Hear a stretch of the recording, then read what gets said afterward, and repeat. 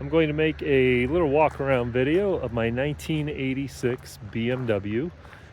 This was originally an E30 325e car. It's still that, but I've highly modified it, as you can see. It's not an M3 car. That's kind of my little joke to say it's not an M3, it's my own deal. I gave it the wide fenders, just like the M3. I fabricated those out of metal myself, and it took a lot of body work and everything to get them pretty nice. The bottom panel, this is an M-Tech 2 door cards, a little before and after the fenders, and then the front and rear bumper. Similar to the late model plastic bumper cars. The M-Tech 2 slightly different. It's got room for an intercooler and stuff up here, nice little openings. This was all a lot of custom in the body work. It took a tremendous amount of time. I lost the original mounting point for the tow hook, so I had to kind of make a new one. It's kind of an M-Tech 2 body kit with wide fenders, and then this is kind of the M3 Evo 3 ducktail spoiler style. So this is kind of a mix and match, if you will. You can kind of see the rake on that. It's substantial. It's kind of cool. This was kind of my own inspiration, as I had one of these cars about 20 years ago when they could be bought for $1,000 running and driving and in really good condition. It was my first non-truck, non-Jeep, my first car, and it was wonderful. Inline 6, rear wheel drive, manual transmission. I could blow my friend's 4-banger Civics out of the water. That was quite fun. Then a drunk hit me right on this area, right in the firewall. Driver's door nearly killed me, totally destroyed the car. I've wanted one of these ever since. I've had a lot of fun vehicles since then, a lot of bikes, a lot of sports cars, but I've always wanted another one of these. And so I've finally gotten one. And this is about a 2-year project to build it up to the state. This is a 20% window tint, in case you're curious. Kind of got some junk in here, as I use this for a little bit of a daily driver when the weather's nice. So it is dirty, it's not show car ready, but you can see a little bit different in terms of the gauge clusters. I have the little circles. This actually has a shift light built in. You can see the temperature, indicator right there. I'll get into more of that later. That's a pretty cool little upgrade I paid a guy when he refurbished this cluster to add. These clusters are kind of a pain. Again, I'll probably talk more about that in a little bit. I added some mechanical gauges, vacuum boost, oil pressure, temperature, and then, oh gosh, what's the other? Oh, voltmeter. And then I have a clock. The clock wasn't really intentional. I originally was going to put an exhaust gas gauge there, or perhaps wideband, but I ended up with that. These are some racing seats. I'll be honest, the bolsters are very nice for holding you in the cornering. I don't know much about this Energy brand. They're pretty decent. They came with the vehicle when I bought them. I wasn't sure about them, but I like them. I will say it's very nice to have this as your display. No big screens, not much, frankly. It's very simple, and I really like that. I did put a bigger mirror on it, as you can see, as the mirror that's in these cars is quite small. There's kind of some blind spots, if I'm being honest, but that's also because I've moved the seat way back. I have different seats. When you change this many things, it's not uncommon. I'm 6'7", and I can actually fit into this car very comfortably. I do have the seat set further back, different seats, as you can see. Not much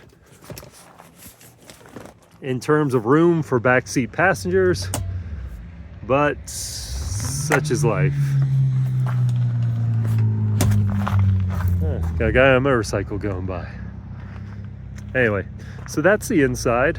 It's very minimalistic, but it's refreshing in my opinion compared to the clutter of most vehicles today. Again, I like the simplicity, lack of screens. I'm going to show you the trunk, as this is one of the few cars that is really fun to drive that actually has a pretty legit trunk. I've got a little subwoofer back there. I've got some tools. This is an older car, so I carry oil and a few other things. It's kind of dirty back here. The battery comes factory in the back, which is great for weight distribution, for jumping somebody if you had to. Underneath here is a full-size spare, which is, you know, kind of rare this day and age, but common back in the 80s. And that actually makes for a pretty nice area for, like I have a full-size jack and a few other things under there, which is nice to have. Again, older cars like this, you can't expect them to be 100% reliable like a brand new Corolla or something. You got to be prepared, bring some tools, things like that, and that's just fine. I went with the traditional style dual exhaust, a little bit of a upward angle, and it does have a 3-inch full exhaust all the way back, which was not easy tucking up under this car. It probably could have been done better, but this is the way I've done it. Not sure how well you can see. It certainly hangs kind of low, but I have enough ground clearance. The car is sitting on coilovers. Again, I could drop it a lot more, but then I'd scrape the exhaust. And frankly, this is the height I like. I don't like it totally slammed. I'm telling my age a bit, but that's just how it is. I'll pop the hood. Speaking of the wheels, I stuck with the 4-lug. Everyone says go 5-lug. Honestly, I may in the future, but after 2 years of building a car, I've just wanted to drive it, put some miles on it. This has, I've had spoked wheels, I've had basket weaves, and I went with these just to do something different. Just like the hood, a little different. Something that you can undo quickly if you desire. But just to give this kind of my own style, if you will. So I'll come around to the turbo side. The hood's got some vents in it, and these are from a Focus ST. They fit quite nicely. You can see this one's kind of got some melting happening from the turbo. These are some kind of composite. But honestly, the vents are there to help cool it down, and they're doing their job. So obviously this is not an M20. This is an M50. It's got head studs. It's got an M54 crank in the bottom. So it's a stroker. So rather than a 2.5, this is a 3-liter. Instead of 2.5, it's 3-liter. Then it's got the S-cams from the M cars of the mid-90s. So basically 80s car, mid-90s motor, and then turbo on top of that. As far as the engine, I mean, these things do fit. It's a little bit tight. This downpipe is honestly a little bit difficult to fit in there. But it does work, and like I said, that's a 3-inch pipe. So if you went 2.5, you'd have a lot more clearance. What else? Sorry, I'm saying I'm a lot. I made this strut bar. I do a lot of metal fabrication work, and that was kind of a fun challenge. This is a DEI heat blanket recommended to me by the guy that tuned my turbo. He said they are the best. I have this foil heat dissipation tape, as you can see. Anything you can to try to keep the heat out of the engine bay, keep it in the exhaust pipe helps. I have this just as something silly to cover the hole where all the wires feed into the interior, into the cabin. This is an E36 radiator. The blow-off valve is an what is it? See there, I think HKS SQV4, whatever it is. It makes fun video game sounds. It goes pew pew, which is fun. I've not had a blow off valve and just had the, what is it, flutter, and that sounds kind of cool too. The turbo, if I pulled off the air filter, you could see, but if it has holes up front, you can have the flutter and it's not actually pushing the turbine backwards. It's just all if your turbo is meant for that or not. Like I said, most everything under the hood is modified, but still pretty straightforward. These straight six engines, if you take the manifold off, you have all kinds of room. The exhaust side is definitely tighter, a little bit harder, but from underneath, you actually have pretty good access to all those little bolts. And so far, I haven't pushed out any exhaust bolts or anything, and that's quite helpful. Like I said, everything's kind of buried under this manifold, which is a pain. I've literally had off probably 100 times, but you get used to it, and it comes off pretty quick. Hopefully the wind's not taking away the volume too bad. I have this oil cap so I can have a sender to my oil pressure gauge. You can see here, this is actually feeding the temperature gauge. I originally had on the block, but it wasn't getting a very good reading. I do really like having mechanical gauges, especially the temperature, as the factory temperature gauge is kind of all over the place, and a lot depends on which sensor you get, whether it's OEM, Hella, brands like that. The guy that rebuilt my cluster really had a lot to say regarding which brand you get and how accurate or inaccurate they are. Up front, pretty straightforward. I did replace the headlights with just some aftermarket ones. The OEM ones were pretty scuffed up. I tried to polish the glass. That's a workout. Polishing glass takes a really beefy drill and a lot of time, and frankly, you can get these aftermarket ones pretty cheap.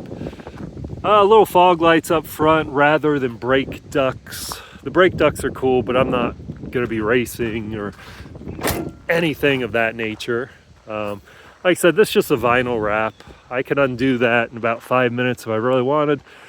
But these cars are so very cool, but people are kind of stuffy about them. They don't want to change a thing. They want the OEM wheels. They want everything exact. And I respect that, but I like to change things, have a little fun, personalize it. And so that's what I've done.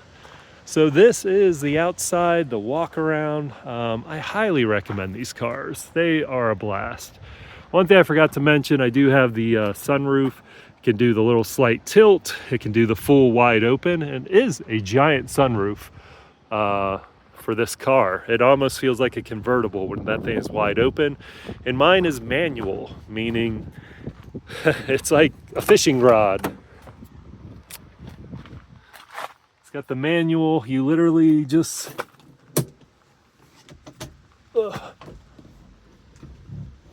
and tilts up. Gives you that effect, which is fun. Anyway, this is my walk around video. I'm going to attempt to do a driving video here soon. I've got a little GoPro I kind of strap around my neck, my forehead, wherever, get the best angle, and take you down the road. As this car, even with the turbo, even with the extra horsepower, all that, what makes it so fun is the handling. I've had a lot of things that are perhaps faster, but nothing that handles so good. And frankly, I don't care about doing triple digits. I care about acceleration, handling, and having fun. And this car nails it. So I hope you've enjoyed this, and hope to inspire you. If you have one of these cars, take it out. They are a blast. If you don't, man, do what you can to get one. They are fun and worth it. Take care.